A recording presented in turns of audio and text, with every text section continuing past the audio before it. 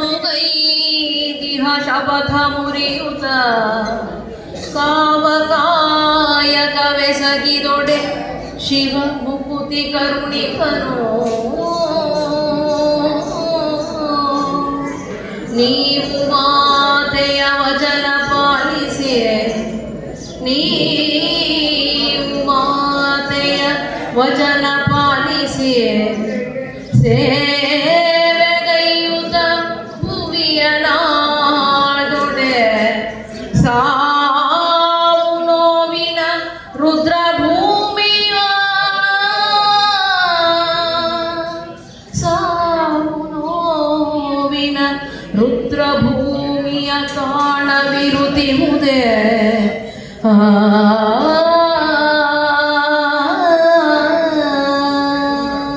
ನೋಡಿ ಬಂಧುಗಳೇ, ಇದೊಂದು ಪ್ರಸಂಗ ಅತ್ಯಂತ ವಿದ್ವನ್ನ ಮಣಿಗಳ ಎದುರಿಗೆ ಮಾತ್ರ ನಾನು ಹೇಳಬೇಕಾಗ್ತದೆ. ಯಾಕಂತಂದರೆ ಬಹಳ ಸೂಕ್ಷ್ಮವಾಗಿರುವಂಥ ವಿಚಾರ. ನಿಮಗೆ ಗೊತ್ತಿದೆ, ಕೃಷ್ಣ ಪಾರ್ಥನ ಹತ್ರ ಒಂದು ಮಾತು ಹೇಳ್ತಾನೆ, ಅಯ್ಯ ನಾನು ಯುದ್ಧಕ್ಕೆ ಬರ್ತೀನಿ, ಸಾರಥಿ ಆಗ್ತೀನಿ, ಆದರೆ ಶಸ್ತ್ರವನ್ನು ಮಾತ್ರ ಕೈಯಲ್ಲಿ ಹಿಡಿಯೋದಿಲ್ಲಪ್ಪ ಅಂತ. ಆಯ್ತಪ್ಪ, ಪ್ರತಿಜ್ಞೆ ಮಾಡ್ತಾನೆ. ಆದರೆ ಅದಕ್ಕೆ ಕೌರವನಿಗೂ ಭೀಷ್ಮನಿಗೂ ಒಂದಿಷ್ಟು ಜಟಾಪಟಿಯಾದಾಗ ಭೀಷ್ಮ ಹೇಳ್ತಾನೆ, ಪಿಡಿಯಂ ಚಕ್ರಮಂ ಎಂಬ ಕೃಷ್ಣನ ಕೈಯಲ್ಲಿ ಚಕ್ರಮಂ ಬಿಡಿಸುವೆ. ನೋಡಿ, ಕೃಷ್ಣ ಏನು ಪ್ರತಿಜ್ಞೆ ಮಾಡ್ತಾನಪ್ಪ ಅಂದರೆ, ನಾನು ಕೈಯಲ್ಲಿ ಚಕ್ರವನ್ನು, ಯಾಕಂದರೆ ಕೃಷ್ಣನಿಗೆ ಚಕ್ರ ಯಾರ ಆಯುಧ ಹಿಡಿಯೋದಿಲ್ಲ ಅಂತ ಹೇಳಿ.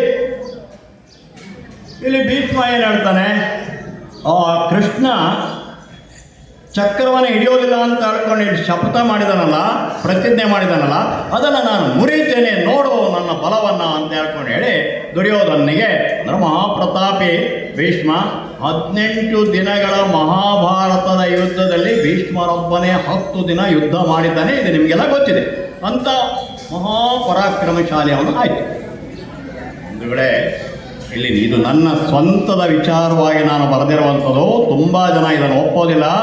ಆದರೆ ಕೃಷ್ಣನನ್ನು ಸಿಕ್ಕಾಪಟ್ಟೆ ಅಂತಂದರೆ ನಿರಂತರವಾಗಿ ಕೃಷ್ಣನ ಮೇಲೆ ಬಾಣಗಳನ್ನು ಸುರಿಮಳೆಗೊಯ್ತಾನೆ. ತಪ್ಪೋದು ಒಂದು ರೀತಿಯಲ್ಲಿ. ಯಾಕಂತಂದರೆ ಸಾರಥಿಯನ್ನು ಗುರಿ ಇಟ್ಟು ಬಾಣಗಳನ್ನು ಬಿಡಕೂಡುದು, ರಥಿಕನಿಗೆ ಮಾತ್ರ ಬಿಡಬೇಕು. ಗೊತ್ತಿದೆ ತಮಗೆಲ್ಲ, ಸರಿ ಆಯ್ತು. ಅಂಥ ಸಂದರ್ಭ ಯಾಕಂತಂದರೆ ಭೀಷ್ಮ ತನ್ನ ಪ್ರತಿಜ್ಞೆಯನ್ನು ಈಡೇರಿಸಬೇಕು ಅಂತ ಹೇಳ್ಕೊಳ್ಳಿ, ಕೃಷ್ಣನಿಗೆ ಸಿಟ್ಟು ತರಿಸಬೇಕು ಅಂತೇಳಿ ಕೃಷ್ಣನ ಮೇಲೆ ನಿರಂತರವಾಗಿ ಶಸ್ತ್ರಾಸ್ತ್ರಗಳನ್ನು ಬಿಟ್ಟಾಗ ಕೃಷ್ಣ ಏನು ಮಾಡ್ತಾನೆ, ಸ್ವಲ್ಪ ಕುಳಿತವರಾದರೂ ಕೇಳಿಸ್ಕೊಳ್ಳಿ. ಇದು ಬಹಳ ಅದ್ಭುತವಾಗಿರುವಂಥ ವಿಚಾರಕ್ಕೆ ಪ್ರಚೋದನೆಯನ್ನು ಕೊಡುವಂಥ ಪ್ರಸಂಗ ಇದು. ಇದರ ಬಗ್ಗೆ ನೀವು ಬೇಕಾದಷ್ಟು ಚರ್ಚೆ ಮಾಡಬಹುದು.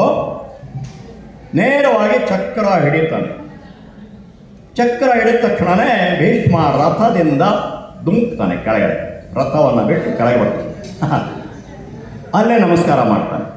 ಕೃಷ್ಣ, ನಿನ್ನ ಭಕ್ತರ ಪ್ರತಿಜ್ಞೆಯನ್ನು ನೆರವೇರಿಸಲಿಕ್ಕೋಸ್ಕರ ನಿನ್ನ ಪ್ರತಿಜ್ಞೆಯನ್ನು ಮುರಿದು ಚಕ್ರವನ್ನು ಹಿಡಿದ್ಯಾ ಅಂತ ಕೇಳ್ತಾನೆ. ಸಾಮಾನ್ಯ ಪ್ರಸಂಗದಲ್ಲಿ ಏನು ಹೇಳ್ತಾರಪ್ಪ ಅಂತಂದರೆ, ಹೌದಪ್ಪ ನಿನ್ನ ಭಕ್ತನನ್ನು ಕಾಪಾಡಬೇಕಾಯಿತು, ಆದರೆ ನಾನು ಅದನ್ನು ಬೇರೆ ಮಾಡಿದೆ. ಕೃಷ್ಣ ಹೇಳ್ತಾನೆ, ಇಲ್ಲ ಇಲ್ಲ, ನಿನ್ನ ಪ್ರತಿಜ್ಞೆಯನ್ನು ಈಡೇರಿಸಬೇಕು ಅಂತ ಹೇಳ್ಕೊಂಡು ಹೇಳಿ ನಾನು ನನ್ನ ಪ್ರತಿಜ್ಞೆಯನ್ನು ಮುರಿದಿದ್ದಲ್ಲ. ಪ್ರಪಂಚಕ್ಕೆ, ಲೋಕಕ್ಕೆ ಅನುಕೂಲವಾಗುವಂಥ ಪರಿಸ್ಥಿತಿ ಇದ್ದರೆ ನನ್ನ ವೈಯಕ್ತಿಕವಾದಂಥ ಪ್ರತಿಜ್ಞೆಯನ್ನು ಮುರಿಬಹುದು ಅನ್ನೋದನ್ನು ನಿನಗೆ ತೋರಿಸಬೇಕು ಅನ್ನೋ ದೃಷ್ಟಿಯಿಂದ ನಾನು ಚಕ್ರವನ್ನು ಹಿಡಿದಿದ್ದೇನೆ. ನೀನು 2 ಕಡೆಯಲ್ಲಿ ತಪ್ಪಿದ್ಯಾ. ಹೌದು, ಅಪ್ಪನಿಗೆ ಮದುವೆ ಮಾಡಿಸುವಂಥ ಸಂದರ್ಭದಲ್ಲಿ ನೀನೇನು ಹೇಳಿದೆ, ಕೊನೆಯವರೆಗೂ ಬ್ರಹ್ಮಚಾರಿಯಾಗಿರ್ತೇನೆ ಅಂತ ಹೇಳಿದ್ದೆ.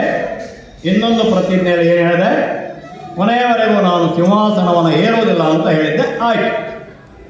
ಆದರೆ ನೀನು ಮಾಡಿರುವಂಥ 2 ಪ್ರತಿಜ್ಞೆಗಳು ಹುಸಿಗೊಳ್ಳುವಂಥ ಪ್ರಸಂಗ ಬಂದಿತ್ತು. ಸಂತಾನ ಇಲ್ಲದೆ ಆ ಸಾಮ್ರಾಜ್ಯ ಅನಾಥವಾಗುವಂಥ ಸಂದರ್ಭದಲ್ಲಿ ನಿನ್ನ ಚಿಕ್ಕಮ್ಮ ಅಂದರೆ ಸಂತನುವಿನ ಹೆಂಡತಿ, ನಿನ್ನ ಮಲತಾಯಿ ಏನು ಆಜ್ಞೆ ಕೊಟ್ಟರು, ಭೀಷ್ಮ ಮದುವೆ ಅಂತೂ ನೀನಾಗೋದಿಲ್ಲ, ಕೊನೆ ಪಕ್ಷ ಸಾಮ್ರಾಜ್ಯಕ್ಕೆ ಒಡೆಯನಾಗಿ ಆ ಸಿಂಹಾಸನವನ್ನು ಏರು ಅಂತ ಹೇಳ್ಕೊಂಡು ಹೇಳಿ ಆದೇಶ ಮಾಡಿದ್ಲ. ನೀನೇನು ಮಾಡಿದೆ, ನಿನ್ನ ವೈಯಕ್ತಿಕ ಪ್ರತಿಜ್ಞೆಗೋಸ್ಕರ ಸಿಂಹಾಸನವನ್ನು ಏರಲಿಲ್ಲ, ನಿನಗೆ ಮಾತೃದೇವೋಭವ ಅನ್ನೋದು ಮೊದಲು ಗೊತ್ತಿರಲಿಲ್ವಾ? ಆಮೇಲೆ ತಂದೆಯ ಆಜ್ಞೆಯನ್ನು ನೀನು ಪಾಲಿಸಬೇಕಾಗಿತ್ತು. ಆ ಮಾತೆ ಏನು ಹೇಳಿತು? ಸಿಂಹಾಸನವನ್ನು ಏರು ಅಂತ ಹೇಳಿದ್ರು. ನೀನು ಒಂದು ವೇಳೆ ಸಿಂಹಾಸನವನ್ನು ಏರಿದರೆ, ಧರ್ಮದಿಂದ ರಾಜ್ಯವನ್ನು ಆಳಿದರೆ, ಈ ಒಂದು ಯುದ್ಧ ಭೂಮಿ, ಈ ರುದ್ರ ಭೂಮಿ, ಈ 18 ಅಕ್ಷೋಹಿಣಿ ಸೈನ್ಯ ನಾಶವಾಗುವಂಥ ಪರಿಸ್ಥಿತಿ ಬರ್ತಿದ್ದ. ಒಂದು ವೇಳೆ ಯೋಚನೆ ಮಾಡಬೇಕಿದನ್ನು. ಅದನ್ನು ನಿನಗೆ ತೋರಿಸೋದಕ್ಕೋಸ್ಕರ ನಾನು ಚಕ್ರ ಹಿಡಿದ್ದಯ್ಯ. ನಾನು ನನ್ನ ಪ್ರತಿಜ್ಞೆಯನ್ನು ಯಾಕೆ ಹೊಡೆದೆ ಗೊತ್ತಾ? ನಿನಗೆ ಪಾಠ ಕಲಿಸಬೇಕು ಅನ್ನುವಂಥ ದೃಷ್ಟಿಯಿಂದ ನಾನು ಚಕ್ರ ಹಿಡಿದಷ್ಟೇ ವಿನಃ ನಿನ್ನ ಭಕ್ತನ ಕೋರಿಕೆಯನ್ನು ಮನಸ್ಲಿಕ್ಕಲ್ಲ. ನೀನು ಭಕ್ತ ನಿಜ, ಅದನ್ನು ನಾನು ಒಪ್ಕೊಳ್ತೇನೆ. ಆದರೆ ಇಡೀ ಪ್ರಪಂಚಕ್ಕೆ ಒಂದು ಹೌದು, ಇದು ನಮಗೂ ಕೂಡ ಮಾರ್ಗದರ್ಶಕ. ನಮ್ಮ ವೈಯಕ್ತಿಕ ಪ್ರತಿಜ್ಞೆ ಇರ್ಬೋದು.